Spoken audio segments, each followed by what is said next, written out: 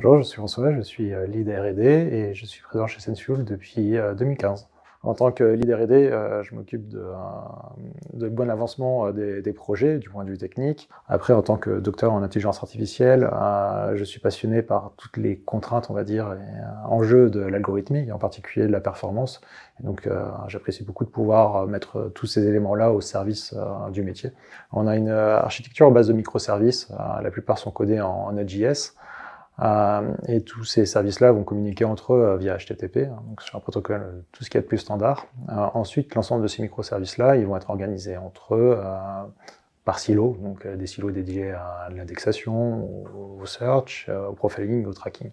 Ensuite, on a beaucoup de machine learning, donc il y a des microservices qui vont encapsuler, dans du Node.js, on va mettre du Python, et dans ces services Python, en fait, c'est du machine learning à base de TensorFlow, Keras, beaucoup de réseaux de neurones.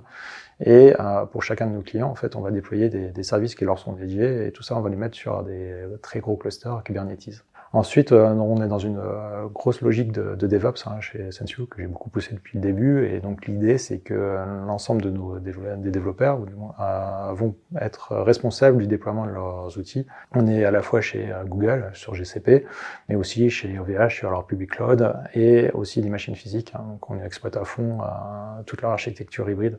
Alors on s'organise en tant que feature team, donc suivant la nature du projet, on va rassembler plusieurs développeurs en fonction de leurs compétences.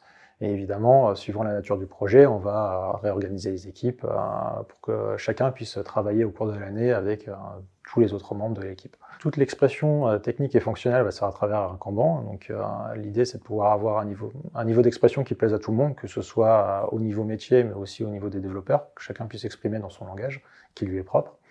Et pour créer un projet, eh bien, on va en fait faire deux réunions, une réunion de conception plutôt fonctionnelle, dans laquelle on va se projeter sur les besoins des utilisateurs ou de nos clients.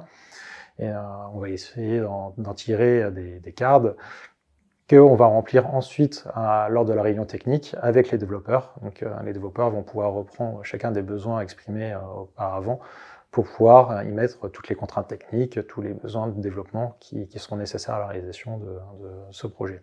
Nous cherchons chez nos futurs collaborateurs surtout beaucoup de curiosité, l'envie d'apprendre et l'envie d'échanger, ça va dans les deux sens. On cherche beaucoup de l'autonomie, on cherche de l'assurance dans la capacité à faire les choses.